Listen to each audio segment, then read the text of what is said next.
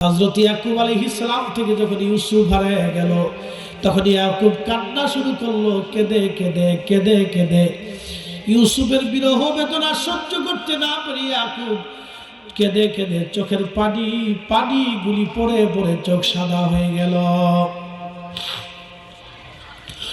হযরত নূহ নবী 850 বছর ধরে কাঁদলেন, আদম সবিউল্লাহ 350 বছর ধরে কাঁদলেন। এটার নাম বিরহ বেদনা। বিরহ বেদনার জন্য যুগে যুগে কান্নার অনেক ঘটনা এসেছে। হযরত বেলাল কান্না করেন, রাসূল করিমের রওজা শরীফ দেখলে বেলাল সহ্য করতে পারেন না, তিনি খুব কান্নাকাটি করেন, পাগল পারা হয়ে গেলেন। ওনার সহ্য হতো না, কারণ এটা বিরহ ব্যথা, বিরহ বেদনা, বিরহ বেদনা। অমূল্য অতুল্য এই প্রেম কয়জন জানে, ওরে ধনী মানি পাই না যারে, ওরে ধনী মানি পাই না যারে, পায়া সেখানে। অমূল্য অতুল্য এই প্রেম কয়জন জানে, অমূল্য অতুল্য এই প্রেম কয়জন জানে।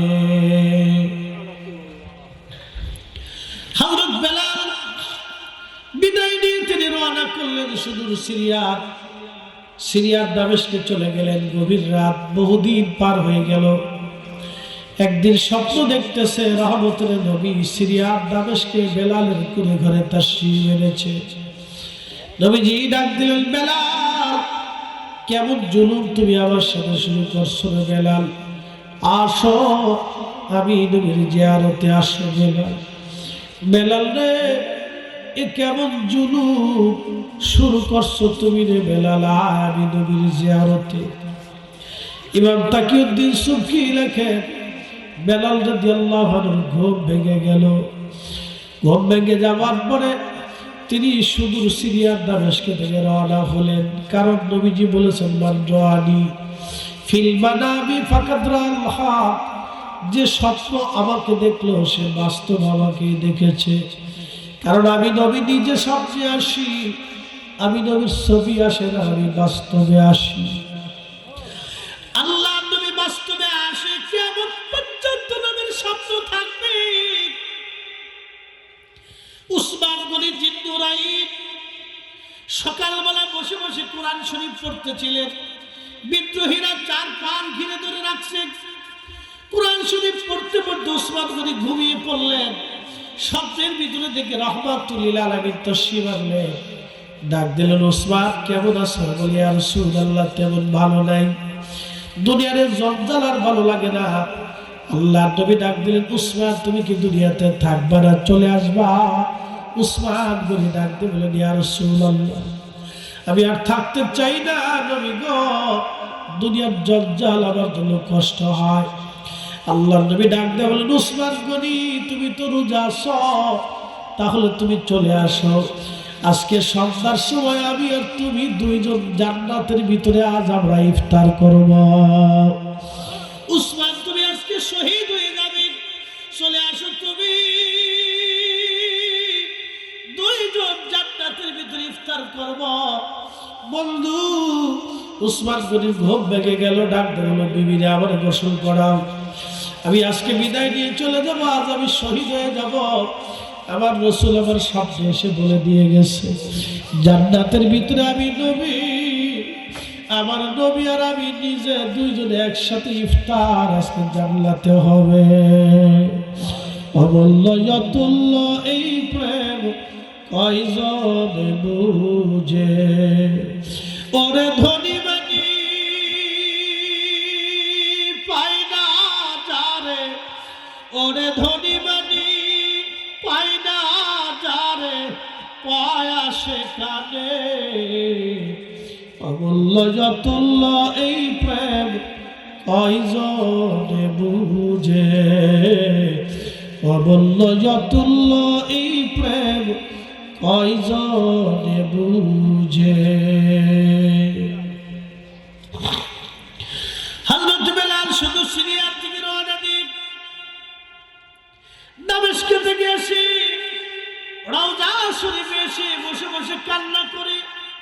কাঠের জালি দিয়ে সুন্দর করে রওজা শরীফ ঘিরে রাখা ছিল।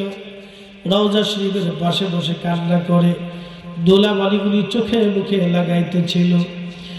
গিরিল মুবারকের সাথে কাঠের জালির সাথে মাথা ঠেকায় বেলাল কান্দে। নতুন মুয়াজ্জিন আযান দিতে এসে দেখে নবীর মুয়াজ্জিন বেলাল কান্দে। হযরত আশিক রাসূল বেলালের কান্না দেখে নতুন মুয়াজ্জিন ডাক দিছে, সাহাবীরা রে তোমরা এসে দেখো নবীর মুয়াজ্জিন বেলাল ফিরে আসছে। রওজার পাশে বসে বেলাল কান্দে আর বলে, হুজুর গোলাম আসতে বলেছিলেন, গোলাম আপনার কদমে হাজির। নবী গো গোলাম আপনার কদমে হাজির। গোলাম আসতে বলেছিলেন, গোলামকে গোলাম আপনার কদম মোবারকে হাজির। হযরত বেলাল বসে বসে কান্দে। সাহাবীরা এসে দেখি বেলাল কান্না করে, বেলালের কান্নার সাথে সাহাবীরাও কান্না করে।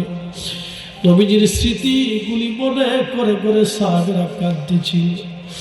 সব সাহাবী এসে বলল, বেলাল রে আযান দাও, কতদিন তোমার লাহানে আমরা আযান শুনি না।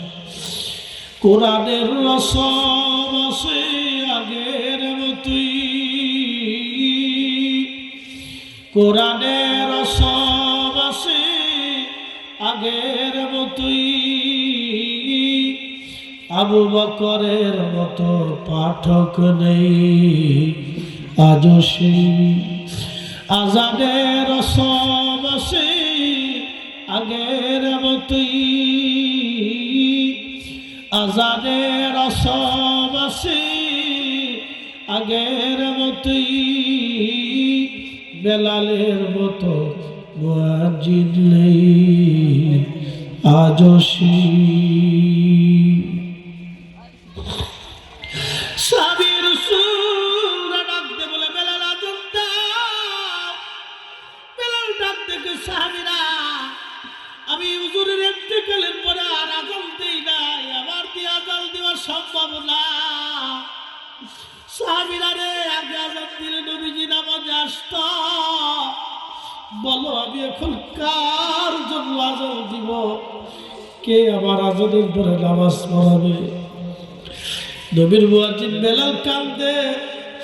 সাহাবীরা বলল, দেখো হাসান আর হুসাইন আসেনি, আমাদের কথায় বেলাল হয়তো আযান দেবে না।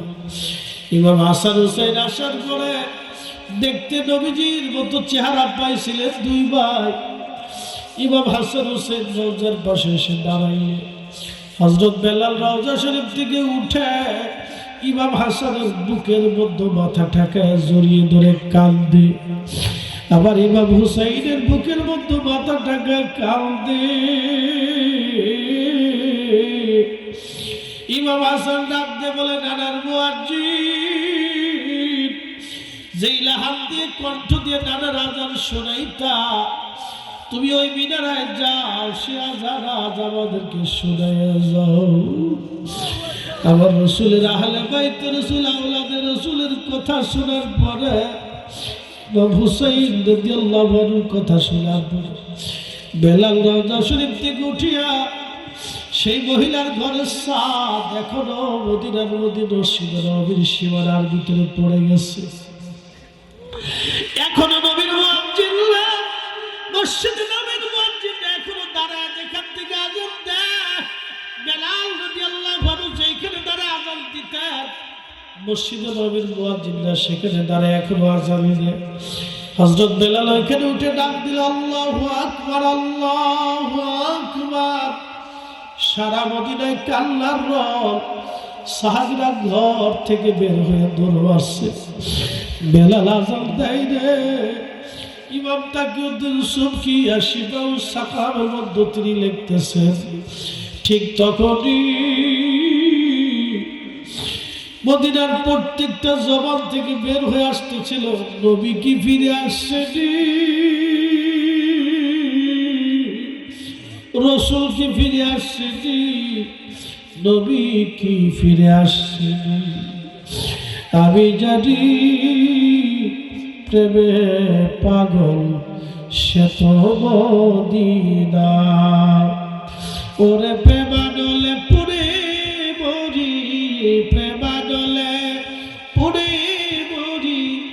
ওহে রব্বানা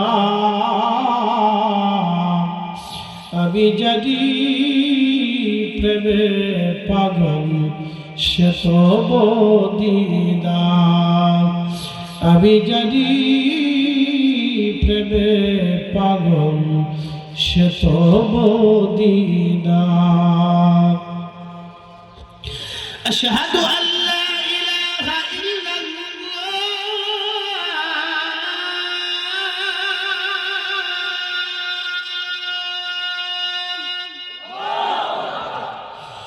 আশহাদু আল্লা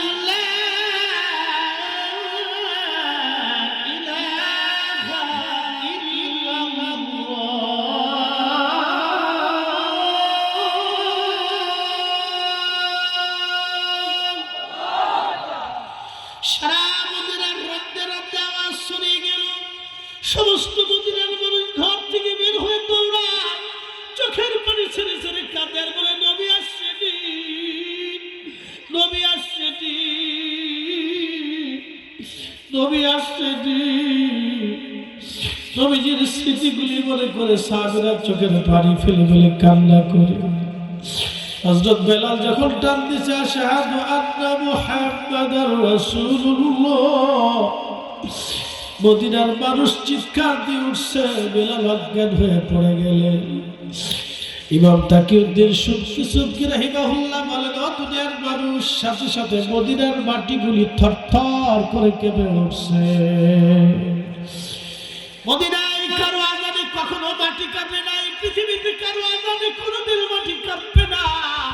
তিনি একজন আশিক রাসূল বেলাল, যার আজানে পৃথিবীর মাটিগুলি থরথর থরথর করে কেঁপেছিল। আর কারো আজানে পৃথিবীর মাটি কাঁপবে না, তিনি আশিক রাসূল বেলাল। ইশকে রাসূলের তাড়নায় পৃথিবীর মাটি পর্যন্ত কেঁপেছিল। এই জন্য বেলাল আর কোনোদিন আজান দেন নাই, নবীর ইন্তেকালের পরে আর আজান দিতে পারেন নাই।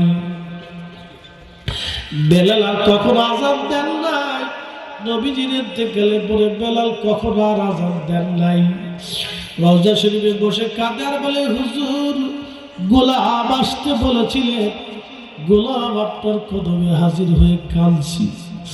নবী গো আজান দিছি, বিদায় দিলাম, আর কখনো আমি ফিরতে পারবো না। ইয়া রাসূলুল্লাহ, বিরহ বেদনা বড় কঠিন।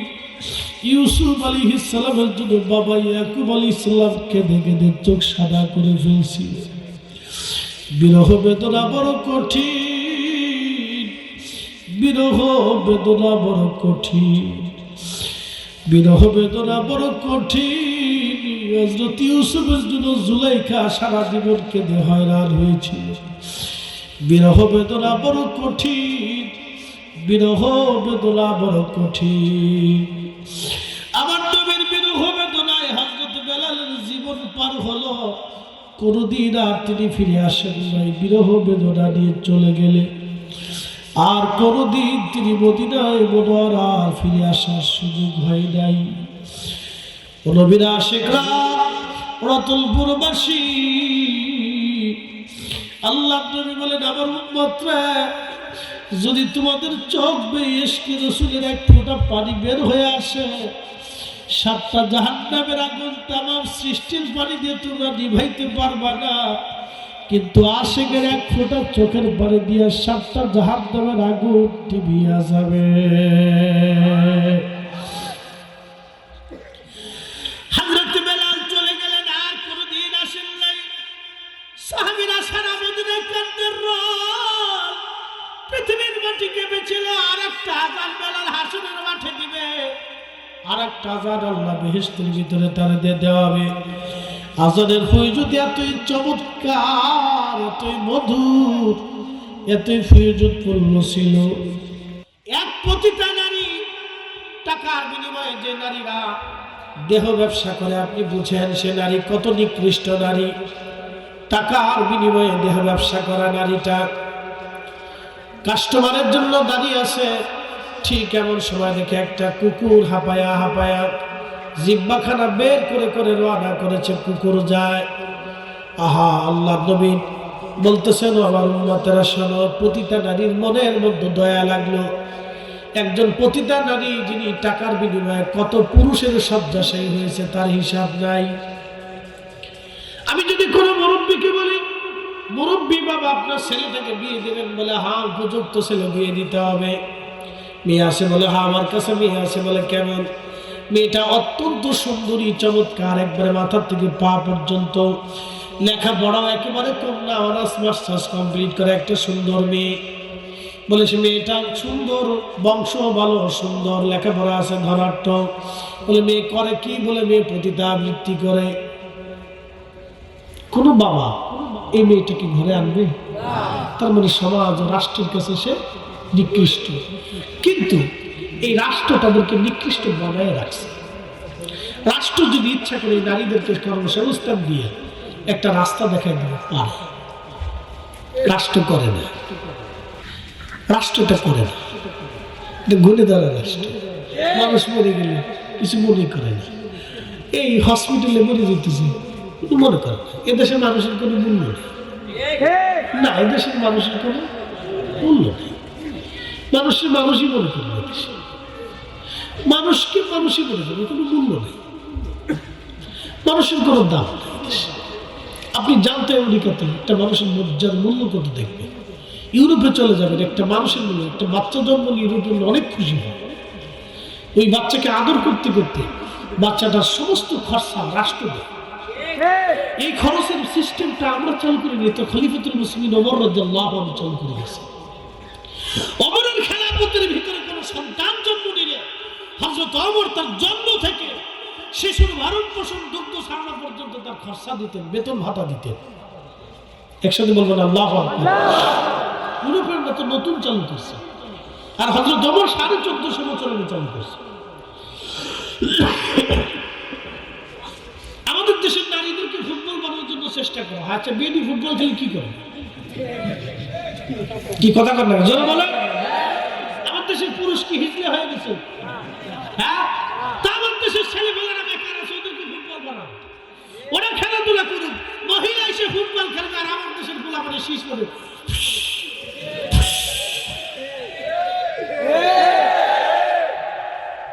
নারী মাস্টার হবে, নারী ইঞ্জিনিয়ার হবে, নারী ডাক্তার হবে, নারী প্রকৌশলী হবে, নারী ব্যবসায়িক হবে, নারী আলেমা হবে, নারী হাফেজা হবে, নারী মা হবে।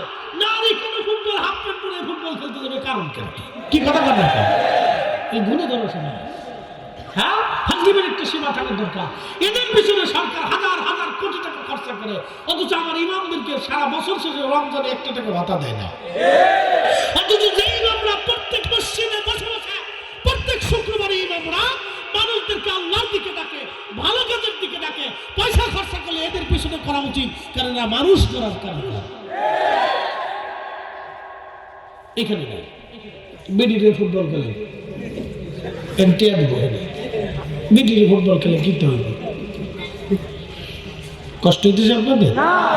না, কষ্ট হওয়ার কথা না, এটা উচিত কথা। সামনে আর একটা উচিত কথা আসতেছে, একটু বসে, রমজান আসতেছে তো এটা উচিত কথা কইতে। শয়তানের সময় বন্দি থাকবো, হাত পা বাঁধতে থুই দিব, কিন্তু মানুষ শয়তানের হাত পা বাঁধা যায় না। ঠিক আছে না? শয়তান অরিজিনাল বন্দি রাখে, কিন্তু মানুষ শয়তানের হাত পা বন্দি রাখতে দিত। একসাথে বলতো আল্লাহু আকবার। প্রিয় ভাই আমার খুব মনোযোগ দেবেন। আল্লাহর নবী বলেন, আমার উম্মত তোমরা রোজাদারদেরকে ইফতার করাও। এই মাহে রমজানে তোমরা অধিক পরিমাণে নফল করো। মাহে রমজানে যে নফল করবে অন্য মাসে একটা ফরজের সমতুল্য সওয়াব হবে, যা অন্য কোনো উম্মতকে দেওয়া হয় নাই। এই মাসে একটা ফরজ যদি করো অন্য মাসের 70টা ফরজের সমান হবে, অন্য কোনো উম্মতকে দেওয়া হয় নাই। শুধু আমার নবীর কারণে আল্লাহ আমাদের এই মর্যাদা দান করেছেন। একবার আওয়াজ তুলে বলা যাবে কি মারহাবা। লম্বা বাড়াবো না, কিন্তু বড় আফসোস আমরা এতটা বছর ধরে এই যে ওয়াজ করলাম, রসুল চিনাইতে পারলাম না। ঠিক আছে না ভাই? রসুল চিনাইতে পারলি, তারপরে দুরুদের বিরুদ্ধে ফতোয়া দিবে, আমাদের দুরুদ নিয়ে ব্যঙ্গ করে, মনে হয় যেটা আমরা কবিতা পড়ি, খুব হাসি তামাশা করে, হাসি রস্য করে। কি আশ্চর্য! লজ্জাস করে এটা উম্মত নবীজি দুরূদ নিয়ে বের করে আল্লাহুম্মা সাল্লি আলা সাইয়্যিদিনা মাওলানা মুহাম্মদ। শব্দ তো আমরা আমদানি করি, এটা মদিনার থেকে আসা শব্দ। আল্লাহুম্মা কি আমরা বানিয়েছি? সাল্লি আলা আমরা বানিয়েছি? সাইয়্যিদিনা মাওলানা মুহাম্মদের শব্দ আমরা বানিয়েছি? মৌলবী ব্যঙ্গ করতেছে, বিরাট বড় শাইখুল হাদিস মুনাজ্জার মিল্লাত পিল্লাত বাতিলের আতঙ্ক। আমি বাতিলের আতঙ্ক, আমি ফাতিলের আতঙ্ক করি। ও মানুষটা খেয়েই শেষ করছে সারাদিন।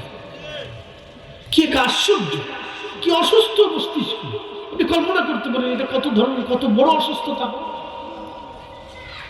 দুরূদ নিয়ে ব্যঙ্গ করে তোমার ভরতে মন চাইলে ঘর না আসলে না, তোমার কেউ জোর করে ভরাইতেছে না। আমরা দুরূদ যারা করবে আমরা তাদেরকে দাওয়াত দিব, যে মিলাদ আসবে আমি তারে দাওয়াত দিব, যে আমার তাবারক খাবে আমি তারে খাওয়াবো, যে খাবে না তারে খাওয়ানোর দরকার নেই। কি কথা ক্লিয়ার না ভেজাল আছে?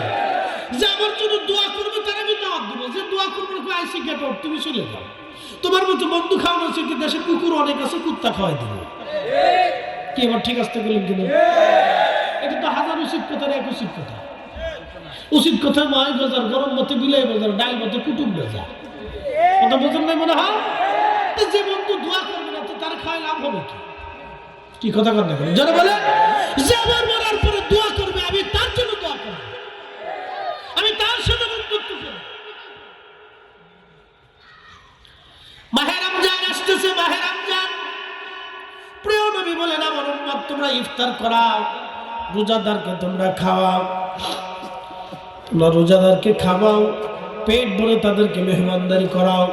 সাহাবী বলেন ইয়া রাসূলুল্লাহ আমাদের ভিতরে অনেকের এমন সামর্থ্য নাই।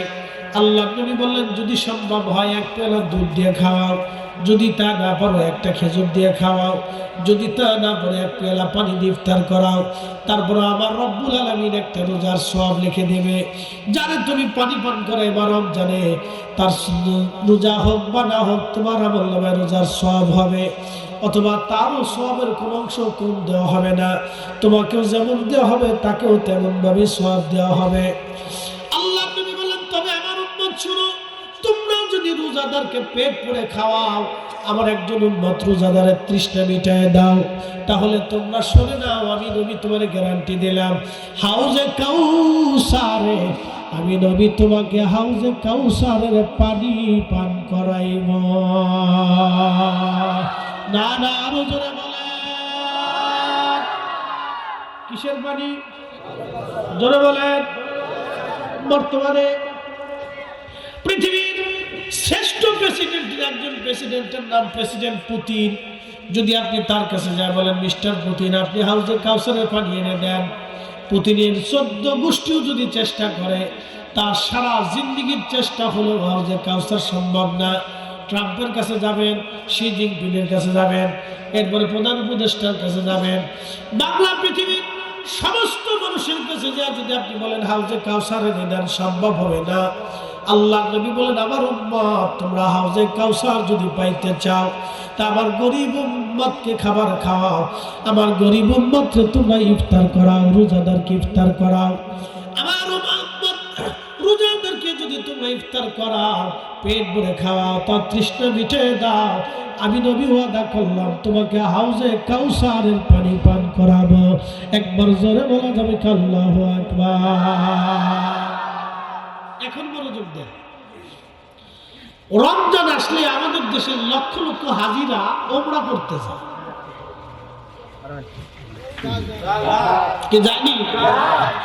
বর্তমানে এই বছরে মিনিমাম 50,000-এর উপরে হাজি রমজান মাসে শুধু যাবে ওমরা করার জন্য বাংলাদেশ থেকে।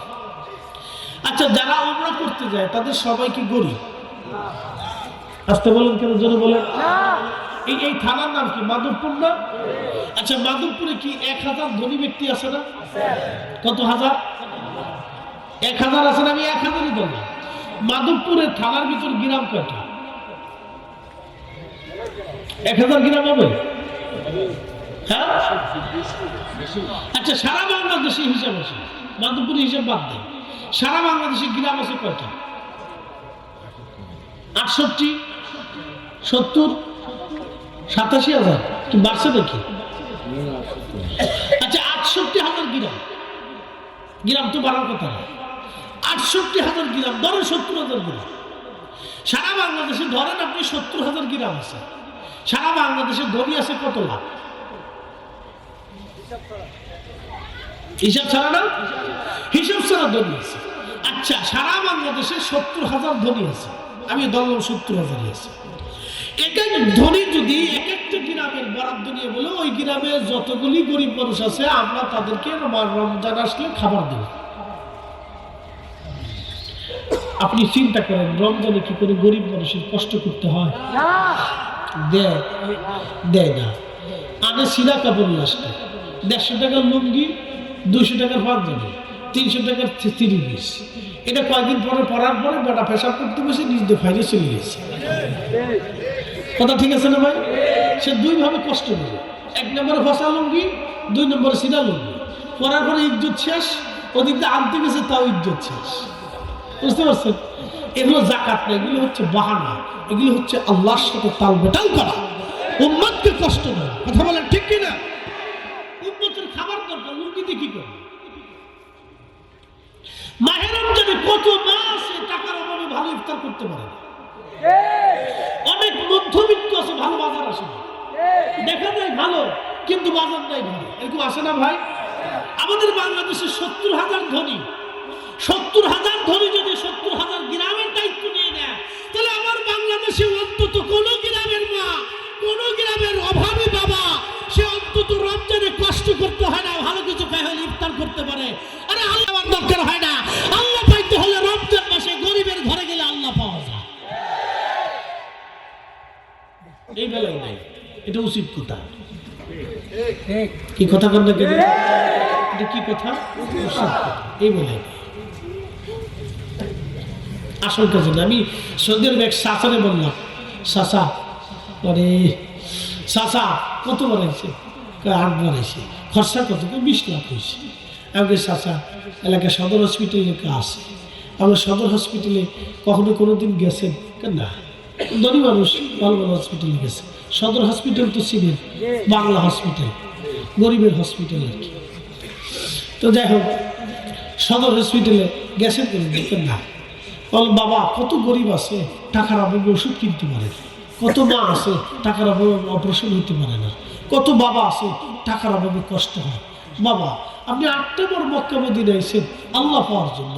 বাবা রে, এই 8টা বার না এসে 1 বার 2 বার আসতেন, 3 বারই আসতেন, বাকি 5 বারের টাকা দিয়ে আপনি যদি এলাকার গরিব মানুষে অভাবীকে দুস্থকে খাবার দিতেন, চিকিৎসা করাইতেন, বাবা আল্লাহ পাওয়ার জন্য মক্কায় আসা লাগতো না, নবী পাওয়ার জন্য মদিনায় আসা লাগতো না, আপনি গরিবের ঘরেই নবী পেয়ে যেতেন। আচ্ছা আপনাদের কি মনে হয় আমার নবী খাইয়া উম্মতকে খাওয়াই নাই? নবী না খাইয়া উম্মতকে খাওয়াইছে, কি কথা বল না কেন? তো সেই নবীর দরজায় দাঁড়াইলেন কিন্তু আপনার প্রতিবেশী না খাওয়া। আল্লাহর নবী তখনই বদদুয়া করে বলে, বেটা আগে আমার গরিব উম্মতকে খাবার খাওয়াইয়া তাদেরকে ভুক্ত করাইয়া সন্তুষ্ট করে তুমি আমার কাছে আসো। আমি নবী নিজে না খাইয়া আমার উম্মত খাওয়াইছি, আর তোমার আত্মীয়স্বজন তোমার ক্ষুধার্ত থাকে আর তুমি আমার কাছে বারবার ওমরা করার জন্য আমার কাছে ছুটে আসো আর আমার সালাম দাও না। নবী এগুলি পছন্দ করে না। কথা বলো ঠিক কিনা ভাই রে? তাল বেতাল, খালি খালি তাল বেতাল, আসল কাজে নেই। আর আমাদের দেশে একদল আছে খালি ফতোয়া মারে, মিলাদুন নবীর তাবারক খালি কয় এরা তাবারকের লোভে সিন্নির লোভে গেছে, আমরা কই সিন্নি। কে তুমি খাওয়াইতে পারো না, তোমার ব্যর্থতার কথা। আমরা খাওয়াইলে তোমার শরীর জ্বলে কে? কি প্রশ্ন আছে না ভাই? আমরা খাওয়াইলে তোমার শরীরে জ্বলাজ্বলি করবে কেন? কি জন্য করবে? আমরা খাওয়াইলে তো আল্লাহর বান্দারে খাওয়াই। কথা ঠিক আছে না ভাই? প্রতিটা নারী যদি কুকুরকে পানি পান করায় বেহেশত যাইতে পারে, তাহলে আমরা মানুষকে খাওয়াইয়াও জান্নাতের আশা করতে পারি। কথা বলেন ঠিক না বেঠে? এই হাত জেগে বলেন ঠিক না বেঠে? আল্লাহ কবুল করুন বলে না। আমি কিছু উচিত কথা বললাম। আরে এই ওয়াজ দুনিয়ার সবাই শুনছে, মোবাইলে শুনতে শুনতে শেষ করছে। এই ওয়াজ আমি করবার সেই না, কষ্ট হয়। বেলালের ওয়াজ শুনে বলা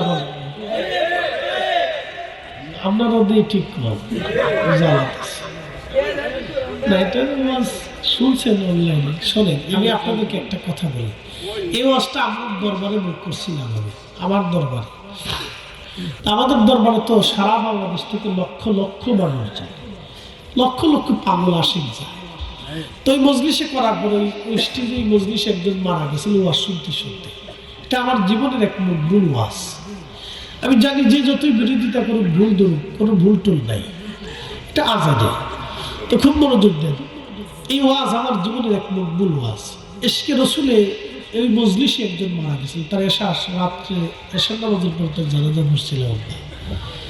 এটা আমার জীবনে এক ভুল ওয়াজ। পৃথিবীর যত মানুষ এই ওয়াজ শুনছে, কঠিন দিলের মানুষও তার কান্না করছে। এই ওয়াজটা শোনার পরে কোনো দল নাই, সব মহল্লার মানুষই এটা পছন্দ করে। কেন পছন্দ করে? যার অন্তরে এশকে রসুল আছে সেই পছন্দ করে। কথা ঠিক আছে না ভাই?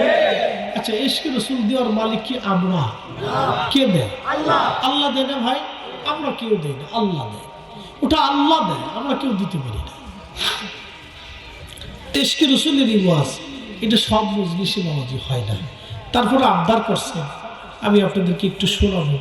সাথে আবার আরেকটু আবদার আছে, যে সব মিলিতে গেলে আমার জান শেষ। তো যাই হোক, তারপরে একটু আবদার করি, যেহেতু আবদার আছে। ছোট্ট করে একটু মুক্তাসার ঘটনাটা আপনাদেরকে শোনাই। ঘটনাটা আমি পড়ছিলাম ইমাম তাকিউদ্দিন সুবকি রাহিমাহুল্লাহের শিফাউস সাকামে। তিনি ঘটনাটা মুক্তাসার উল্লেখ করেছিলেন। কেন?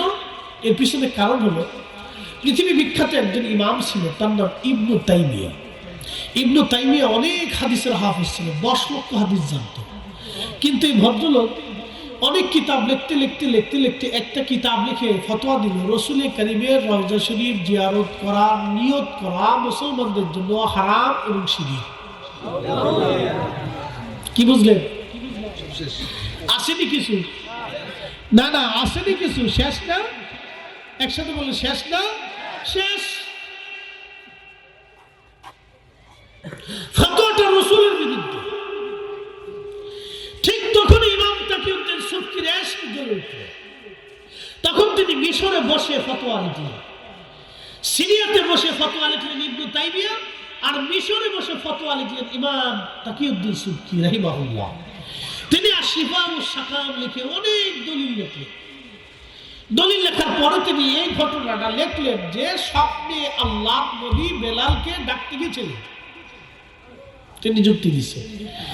ঘটনাটা আল্লামা ইমাম কিরমানি সাহেব বুখারীতে লিখছেন, আল্লামা ইমাম জাইলাই নাসপুর রায়ার ভিতরে লিখছেন, শেখ আব্দুল হক মুহাদ্দিস দেলভি মাদারিজুন নবুওয়াতে লিখছেন, ইমাম শামসুদ্দিন আল-আফাউল আফার ভিতরে লিখছেন। অনেক কিতাবে আছে। তো সব কিতাব থেকে খুঁটিয়ে খুঁটিয়ে আমি একটা সারমর্ম আলোচনা করছিলাম। এটা ছিল আমার এক সারমর্ম আলোচনা। তো খুব মনোযোগ দিয়ে, প্রিয় নবীর ইন্তেকালটা সাহাবীদের জন্য কঠিন ছিল। যেমন সন্তান মারা গেলে মা কাঁদে না? কাঁদে। কেন কাঁদে বলেন তো? মার মায়ার কারণে, ভালোবাসার কারণে মা কাঁদে। সন্তান যদি মারা যায়, মা কাঁদতে থাকে। সন্তানের খাটে বসে মা কাঁদে, সন্তানের কাপড় ধরে মা কাঁদে, সন্তানের বিছানায় বসে মা কাঁদে, সন্তানের বইপত্র ধরে মা কাঁদে। সন্তানের কবর বহুদূর, মা সন্তানের কবরের অদূরে দাঁড়াইয়া কবরের দিকে তাকায় তাকায় মা কাঁদে। পৃথিবীর সমস্ত মানুষ যখন ভুলে যায়, তখন মা বলতে পারে না, মা সন্তানের কবর দেখে দেখে কাঁদে। নবীজির ইন্তেকাল হয়ে যাওয়ার পরে রওজা শরীফে দাফন করা হলো। হযরত বেলাল আজান ছেড়ে দিলেন, আর আজান দেন না। সাহাবীরা অনুরোধ করলেন, বেলাল বললেন, না, আমার দ্বারা আজান দেওয়া সম্ভব হবে না। সাহাবীরা, অনুরোধ করো না, কারণ আমি এটা সহ্য করতে পারি না, আমার সহ্য হয় না, আমি আর এটা দিতেও পারবো না, সম্ভব না। সাহাবীদের অনুরোধ হযরত বেলাল রাখলেন না, কারণ এত কষ্ট ছিল এটার জন্য। বিরহ বেদনা বড় কঠিন। যার হৃদয় থেকে ভালোবাসার মানুষ চলে যায়, সে জানে বিরহ বেদনা কত ভয়াবহ। কোন বাবার একটা সন্তান যদি হয়, ওই একটা সন্তানের বাপ মারা গেলে বাবা সারা জীবন কেঁদে কেঁদে হয়রান হয়। বিরহ বেদনা এত কঠিন, তার বাস্তব প্রমাণ হযরত ইয়াকুব আলাইহিস সালাম। হযরত ইয়াকুব আলাইহিস সালাম থেকে যখন ইউসুফ হারিয়ে গেল, তখন ইয়াকুব কান্না শুরু করলো, কেঁদে কেঁদে কেঁদে কেঁদে। ইউসুফের বিরহ বেদনা সহ্য করতে না পারি ইয়াকুব কেঁদে কেঁদে চোখের পানি পানিগুলি পড়ে পড়ে চোখ সাদা হয়ে গেল। হযরত নূহ নবী 850 বছর ধরে কাঁদলেন, আদম সবিউল্লাহ 350 বছর ধরে কাঁদলেন। এটার নাম বিরহ বেদনা। বিরহ বেদনার জন্য যুগে যুগে কান্নার অনেক ঘটনা এসেছে। হযরত বেলাল কান্না করেন, রাসূল করিমের রওজা শরীফ দেখলে বেলাল সহ্য করতে পারেন না, তিনি খুব কান্নাকাটি করেন, পাগল পারা হয়ে গেলেন। ওনার সহ্য হতো না, কারণ এটা বিরহ বেদনা, ব্যথা, বিরহ বেদনা, বিরহ বেদনা।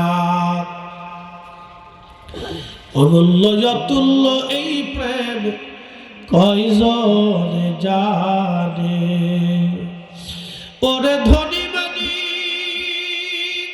পাই না যারে, ওরে ধনী মানি পাই না যারে, পায়া সেখানে। অমূল্য অতুল্য এই প্রেম কয়জন জানে, অমূল্য অতুল্য এই প্রেম কয়জন জানে। হযরত বেলাল বিদায় নিয়ে তিনি রওনা করলেন সুদূর সিরিয়ার দামেস্কে চলে গেলেন। গভীর রাত, বহুদিন পার হয়ে গেল। একদিন স্বপ্ন দেখতেছে রহমতের নবী সিরিয়ার দামেস্কে বেলালের কুড়ে ঘরে তাশরীফ এনেছে।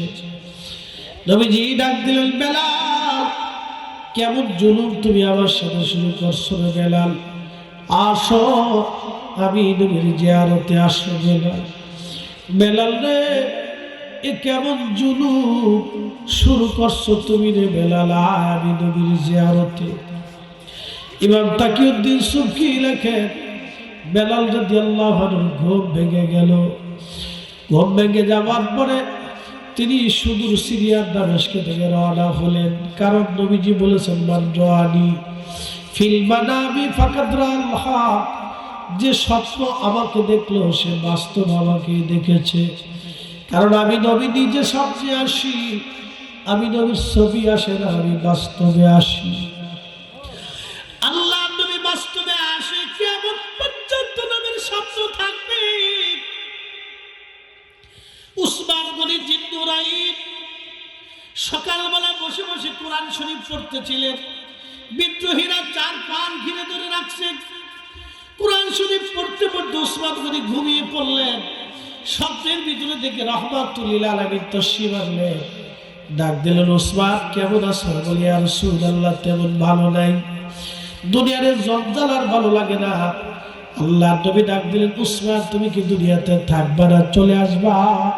উসমান গনি ডাক দিয়ে বলেন, ইয়া রাসূলুল্লাহ আমি আর থাকতে চাই না নবী গো, দুনিয়ার জঞ্জাল আমার জন্য কষ্ট হয়। আল্লাহ নবী ডাক দিয়ে বলেন, উসমান গনি তুমি তো রোজা আছো, তাহলে তুমি চলে আসো। আজকে সন্ধ্যার সময় আমি আর তুমি দুইজন জান্নাতের ভিতরে আজ আমরা ইফতার করব। উসমান তুমি আজকে শহীদ হয়ে যাবে, চলে আসো তুমি, দুইজন জান্নাতের ভিতরে ইফতার করব। বন্ধু উসমান গনির ঘুম ভেঙে গেল। ডাক দিল, বিবিরে আমার গোসল করাও, আমি আজকে বিদায় নিয়ে চলে যাব, আজ আমি শহীদ হয়ে যাব।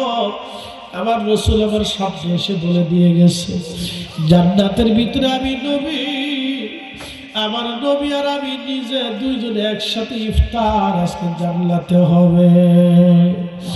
অমূল্য অতুল্য এই প্রেম কয়জন বুঝে, ওরে ধনী মানি পাই না যারে, ওরে ধনী মানি পাই না যারে, পায়া সেখানে। অমূল্য অতুল্য এই প্রেম কয়জন বুঝে, অমূল্য অতুল্য এই প্রেম কয়জন বুঝে। হযরত বেলাল শুধু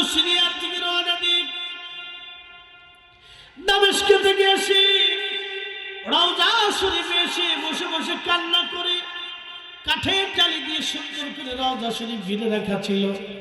রওজা শরীফের পাশে বসে কান্না করে দোলাবালিগুলি চোখে মুখে লাগাইতেছিল। গিরিল মুবারকের সাথে কাঠের জালির সাথে মাথা ঠেকায় বেলাল কান্দে। নতুন মুয়াজ্জিন আযান দিতে এসে দেখে নবীর মুয়াজ্জিন বেলাল কান্দে। হযরত আশিক রাসূল বেলালের কান্না দেখে নতুন মুয়াজ্জিন ডাক দিছে, সাহাবীরা রে তোমরা এসে দেখো নবীর মুয়াজ্জিন বেলাল ফিরে আসছে। রওজার পাশে বসে বেলাল কান্দে আর বলে, হুজুর গোলাম আসতে বলেছিলেন, গোলাম আপনার কদমে হাজির। নবী গো গোলাম আপনার কদমে হাজির। গোলাম আসতে বলেছিলেন, গোলামকে গোলাম আপনার কদম মোবারকে হাজির। হযরত বেলাল বসে বসে কান্দে। সাহাবীরা এসে দেখি বেলাল কান্না করে, বেলালের কান্নার সাথে সাহাবীরাও কান্না করে। নবীজির স্মৃতিগুলি মনে করে করে সাহাবীরা কাঁদতেছিল। সব সাহাবী এসে বলল, বেলাল রে আযান দাও, কতদিন তোমার লাহানে আমরা আযান শুনি না। কোরআনের রসম আছে আগের মতোই, কোরআনের রসম আছে আগের মতোই, আবু বকরের মতো পাঠক নেই আজও সেই।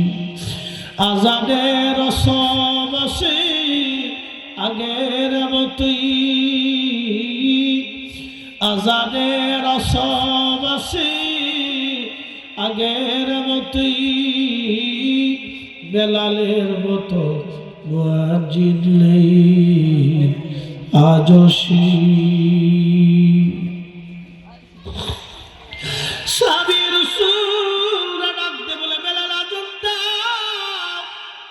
বেলাল ডাক দেখে সাহাবীরা, আমি হুজুরের ইন্তেকালের পরে আর আযান দেই নাই, আবার দিয়ে আযান দেওয়া সম্ভব না।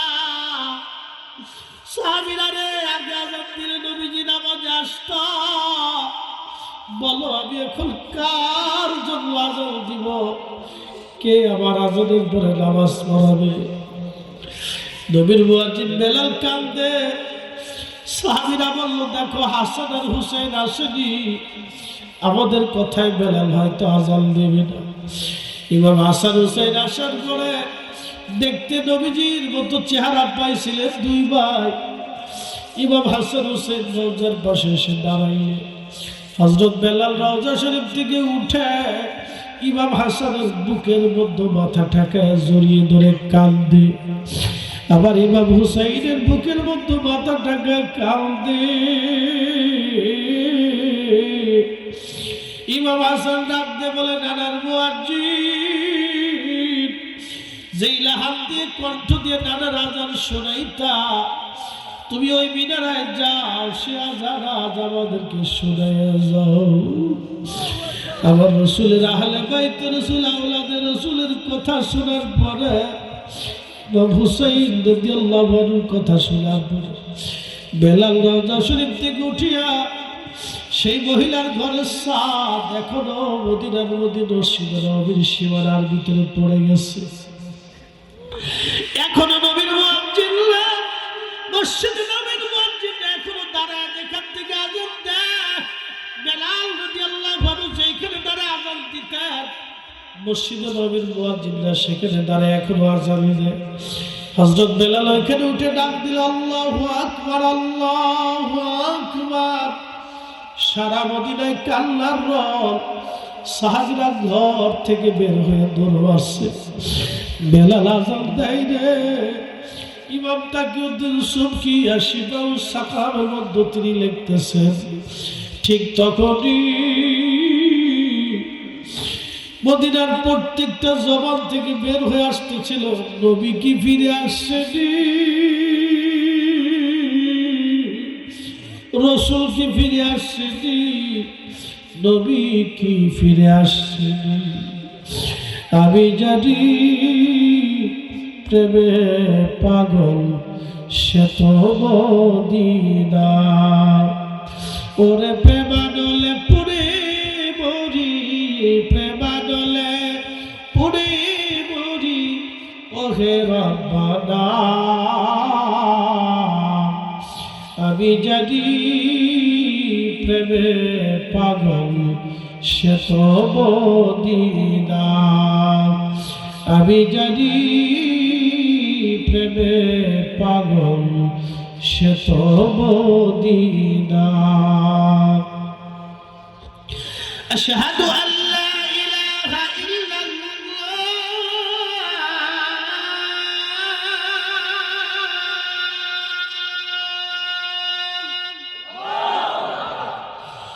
আশহাদু আল্লা ইলাহা ইল্লাল্লাহ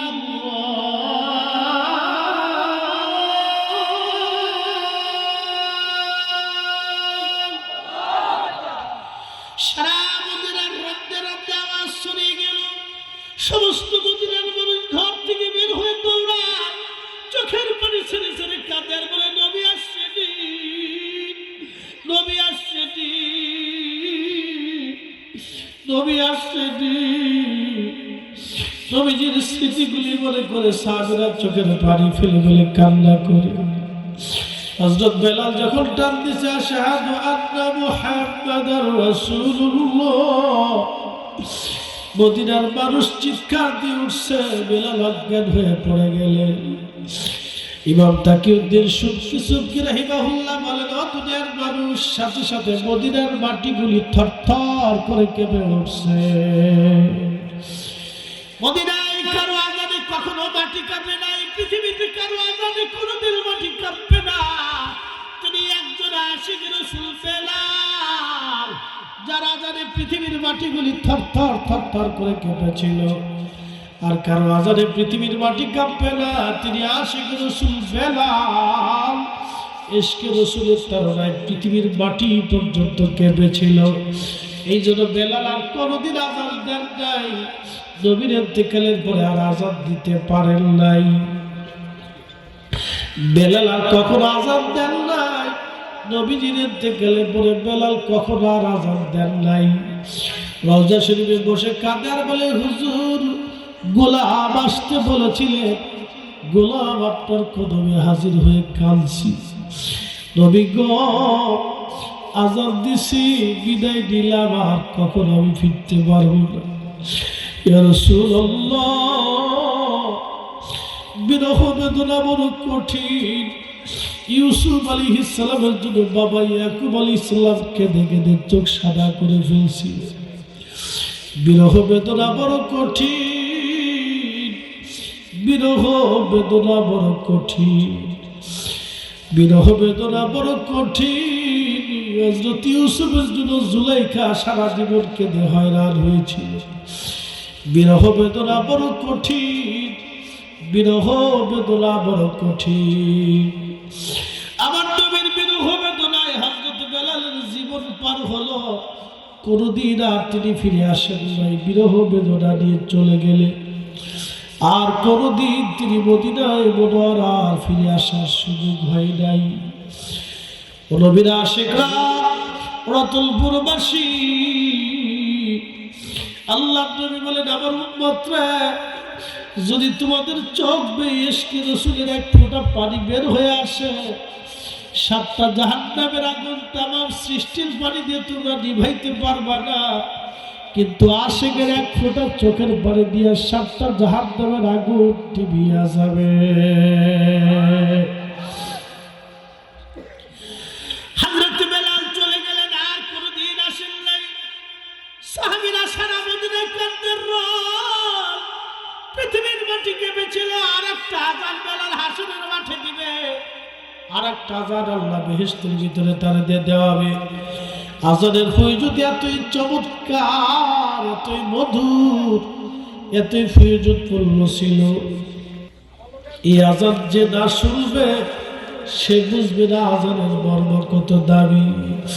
বেলালের মতো আশিক যদি আমরা হইতাম, এ দুনিয়ায় নবীর দেখা পাইতাম। এসেছেন যত নবী সকলের ইমাম, সালাম নবী তোমায় হাজারো সালাম ইয়া নবী।